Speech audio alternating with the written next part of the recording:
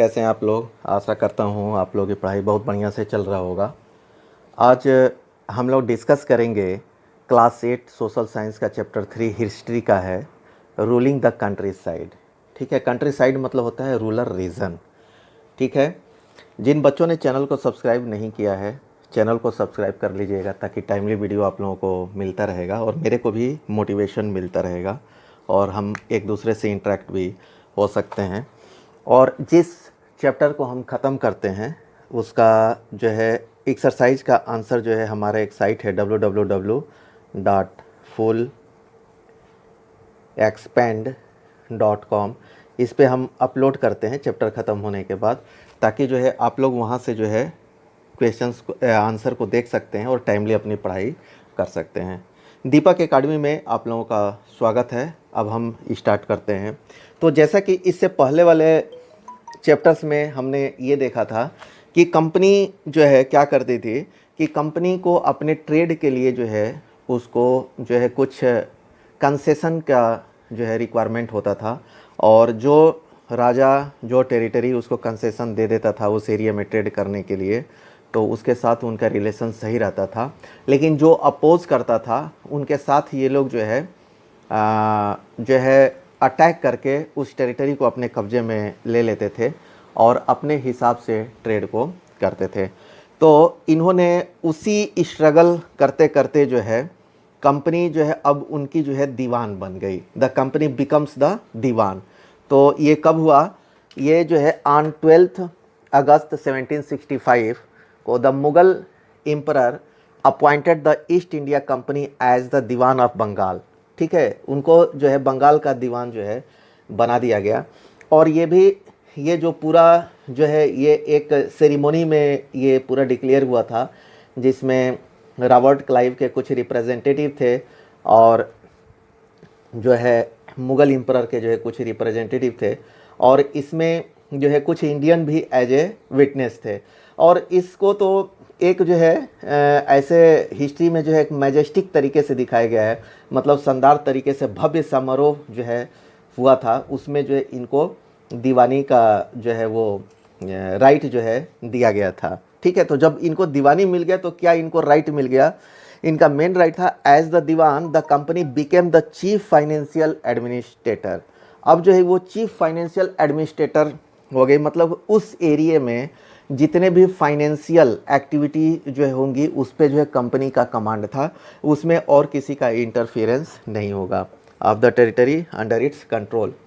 ठीक है, तो इसमें ये हुआ कि अपने हिसाब से ये लोग काम जो है कर सकते थे। तो इन्होंने क्या किया? Now it had to think of administering the land and organizing it revenue resources.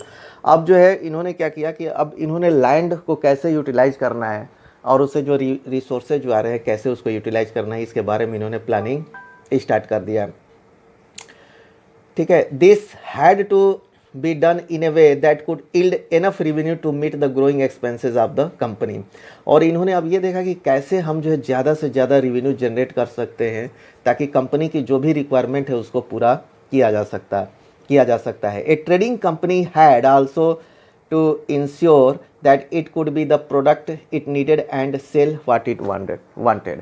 तो अब इसने ये देखा कि इसको कौन सा प्रोडक्ट जो है चाहिए, तो उसके हिसाब से जो है उस प्रोडक्ट का जो है प्रोडक्शन वो करा सकती है और जो है जो इसको सेल करना है उसको जो है अपने हिसाब से जो है वो सेल कर सकती है।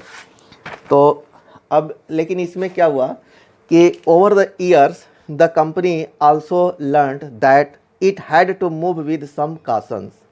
अब इन्होंने ये देखा कि इनको जो है दीवान का जो है राइट तो मिल गया, लेकिन अब इनको आगे जो है बहुत कॉशियसली जो है मूव करना पड़ेगा। रीज़न क्या था? रीज़न ये था कि बीइंग एन एलियन पावर, मतलब विदेशी ये शक्ति होने की वजह से it needed to pacify those who in the past had ruled the countryside. अब जो पास्ट में जो है जो भी कंट्री को जो है रूल्ड कर चुके हैं, कंट्री साइड को जो है जिस एरिए को जो है रूल्ड कर सके, उनकी भी कुछ जो है अथॉरिटी होगी, उनकी भी कुछ इज्जत होगी, उसको इनको मेंटेन करना था। ताकि क्या होगा, वो इनकी ये स्ट्रेटेजी थी कि अगर उनको हम पैसिफाई नहीं करेंगे तो वो किसी भी समय रिवोल्ट कर सकते हैं, जो कि फिर जो है बाद में दिक्कत होगा, विद्रोह कर सकते हैं। Those who had held local power had to controlled but they could not be entirely eliminated. मतलब उनको क्या था इनका कि कंट्रोल में इनको रखना है, लेकिन उनको कंप्लीटली जो है एलिमिनेट ख़त्म नहीं करना है। Now how was this to be done, ये कैसे हुआ, इस चैप्टर में हम ये सब जो है देखेंगे, और कैसे इन्होंने लैंड रेवेन्यू को जो है रिसोर्सेज को जो है ऑर्गेनाइज किया, रीडिफाइन किया, और जो है कैसे क्रॉप्स के बारे में, क्रॉप्स का जो है कल्टीवेशन के लिए क्या क्या इन्होंने जो है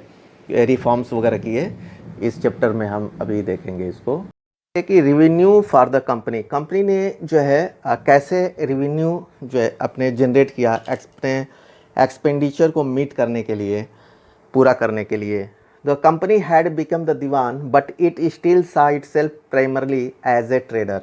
कंपनी ने जो है दीवान, तो दीवान जो है उसको बना दिया गया, बट ये अभी भी अपने को जो है केवल फोकस अपने ट्रेडिंग पे ही करना चाहती थी। वो कोई भी जो है परमानेंट सेटअप नहीं करना चाहती थी, जो है जो भी रेवेन्यू कलेक्शन वगैरह के लिए है।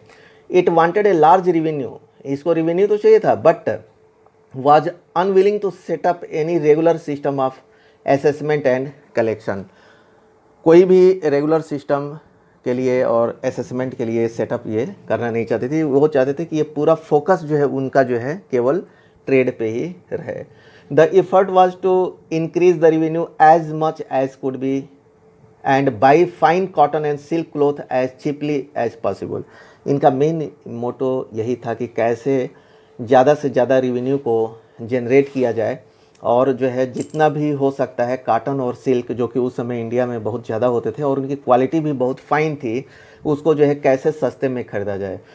इसी से जो है हम अंदाज़ा लगा सकते हैं कि within the 5 years the value of goods bought by the company in Bengal doubled. मतलब 5 साल में जो है वो डबल हो गया जितना कि वो लोग पहले खरीदते थे। Before 1865 the company had purchase goods in India by importing the golds and silver. जैसा कि जो है जो भी ये सामान खरीद कर एक्सपोर्ट करते थे, तो वो ब्रिटेन से जो है वो गोल्ड और सिल्वर लेके आते थे, और उसके बदले में वही जो है इंडियंस को देते थे। लेकिन जैसे ही ये नवाब जो है बन गए, तो ये यहीं से इनको जो है रेवेन्यू जनरेट होने लगा, और उसी से जो है ये ट्रेड करने लगे। अब नो लॉन्गर जो है वहाँ से रिक्वायर्ड था। Now the revenue collected in Bengal could finance the purchase of goods for export. मतलब कि इसी रेवेन्यू से जो है वो खरीदते थे और इसी से एक्सपोर्ट करते थे। अब उनको वहाँ से गोल्ड एंड सिल्वर की ज़रूरत नहीं थी। Soon it was clear that the Bengal economy was facing a deep crisis. अब जो है कुछ दिनों के बाद जो है ये उनको जो है आभास हो गया कि बंगाल की इकोनॉमी जो है एक डीप क्राइसिस, बहुत बड़ी क्राइसिस से गुजर रही थी। आर्टिसन वर डिजर्टिंग विलेज, जो है आर्टिसन बोलते हैं जो स्किल्ड वर्कर हैं, ठीक है, जैसे मेशंस हो गए जो घर वगैरह बनाते हैं, या और भी छोटे छोटे ये लघु उद्योग वाले जो हैं, तो वो जो है डिजर्टिंग मतलब कि पलायन उनका जो है होने लगा, वो जो है छोड़ करके जाने लगे। सिंस देवर, अब क्यों जा रहे थे कि they were being forced to sell their goods to the company at low prices. उन्हें जो है कंपनी को अपने आइटम्स को जो है बहुत कम प्राइस में देना पड़ता था। Peasants were unable to pay the dues that were being demanded from them. और जो है किसान वगैरह जो है अनेबल थे जो है ड्यूज़ को पे करने में, क्योंकि जो है उनका क्रॉप्स वगैरह अच्छा नहीं होता था, और उनका ड्यूज़ जो है जो उन्होंने कर्ज ले रखा था, उधार लेके रखा था, वो बहुत ज़्यादा हो गए थे, and they were unable to pay, वो जो है पे नहीं कर पाए। Artisanal production was to decline. अब जो है ये जो आर्टिसन जो छोटे मोटे लघु उद्योग जो है करते थे, छोटे मोटे जो है जो अपने हाथ से जो है बनाते थे, उनके प्रोडक्शन में जो है डिक्लाइन हो गए। And agricultural cultivation showed sign of collapse. और एग्रीकल्चर भी जो है उसका जो कल्टीवेशन था, उत्पादन था, वो भी जो है एकदम कम हो गया, मतलब कि कोलैप्स हो गया। और इन 1770 में ए टेरिबल फेमाइन जो है वहाँ पे एक भूखमरी आया, जो है 1770 में एक बहुत बड़ा जो है भूखमरी आया था। Killed 10 million people in Bengal. वो जो है उस समय जो है 10 मिलियंस पीपुल को जो है किल्ड हो गए थे, उस भूखमरी में जो है मारे गए थे। वो बहुत बड़ा फेमाइन था, और उसमें क्या था, 1/3 ऑफ द पॉपुलेशन, जितना भी बंगाल का पॉपुलेशन था उसका 1/3 पॉपुलेशन जो है वाइप्ड आउट हो गया था, मतलब कि वो जो है उसमें मर गए थे। तो इस तरह से इस जो है इतनी बड़ी जो है त्रासदी उस समय हुई थी। तो इस ट्यूटोरियल क्लास में हम इतना ही कवर करेंगे। जिन बच्चों ने चैनल को सब्सक्राइब नहीं किया है, चैनल को सब्सक्राइब कर लीजिएगा ताकि वीडियो आप लोगों को टाइमली मिलता रहेगा और आप लोगों की पढ़ाई टाइमली होती रहेगी। Okay, thank you.